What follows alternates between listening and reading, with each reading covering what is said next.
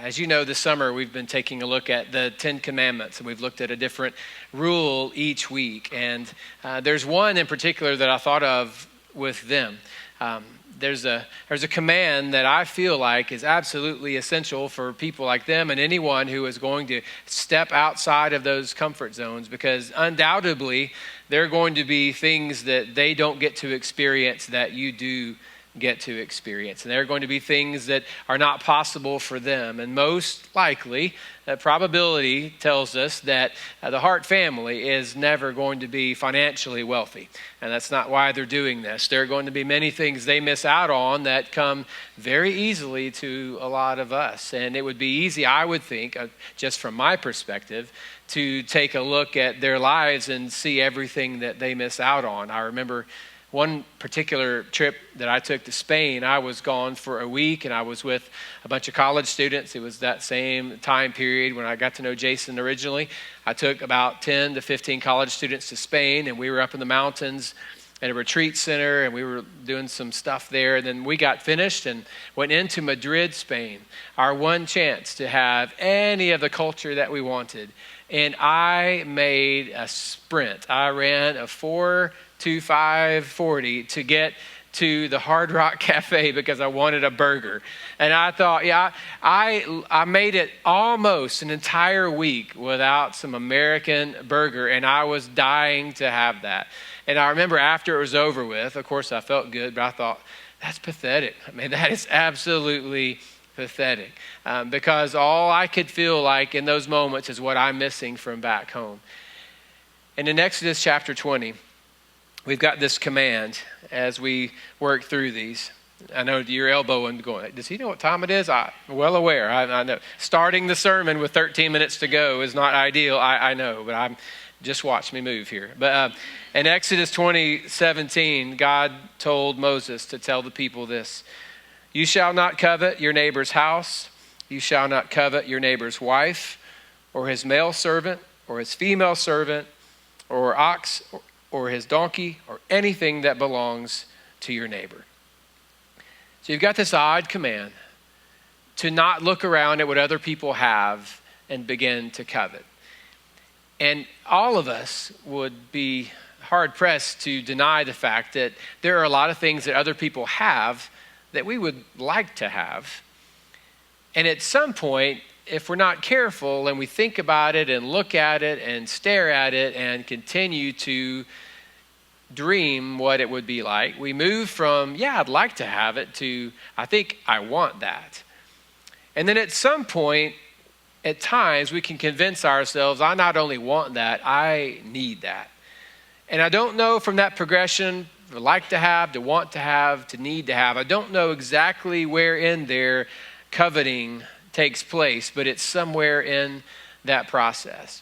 Because the more you think about something, the more you begin to imagine how life would be if you had that thing or that person, that relationship, that kind of life. And the more you imagine what life would be like with something, the harder it is to imagine your life without something. And it's difficult to begin to process now. I don't even know how to move on unless I get a hold of that and we begin to line up our lives in such a way that we can find this thing.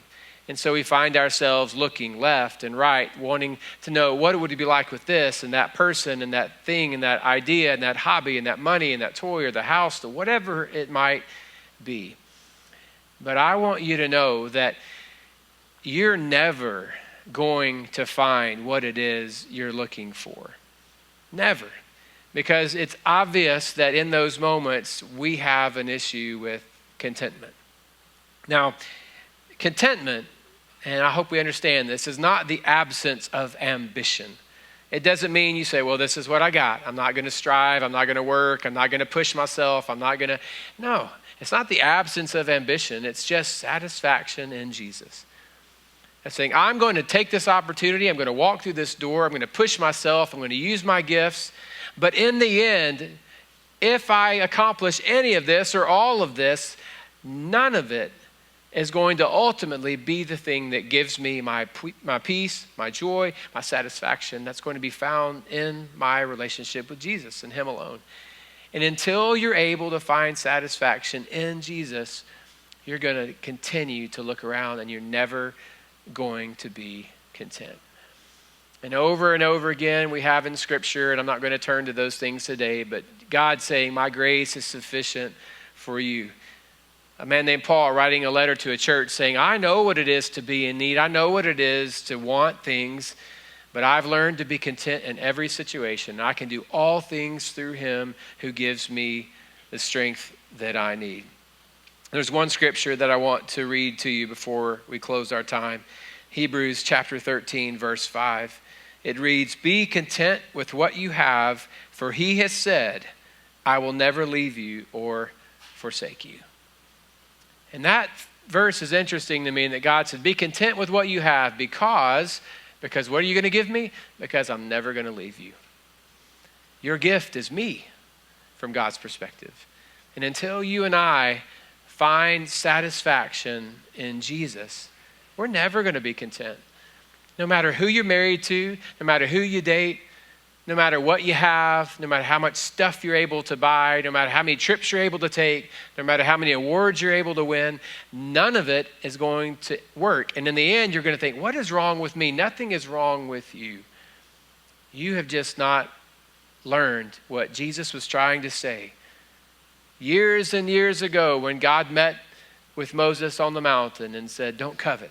He wasn't saying, stop worrying about what other people have. He was saying, trust me to be enough for you. Trust me that I am enough. And that is the invitation Jesus gives us. It's the invitation we all want. I mean, what child doesn't want to hear a parent say, listen, you are enough for me. You don't have to do anything else. I love you as you are. And what wife doesn't want to hear a husband say, you're enough. You don't have to change yourself. You're enough for me. What husband doesn't want to hear that from a wife? What player doesn't want to hear from a coach, listen, I'm pushing you, but in the end, your value is in who you are, not what you do for me. We all want that. And the invitation God gives us is, I love you just as you are. You're enough. You have a long way to go, especially the pastor at the bridge, but you have a long way to go, but I love you just as you are, and you were enough to move my heart to sacrifice my son. Now what I'm asking is that you trust me to be enough for you, just as you're enough for me.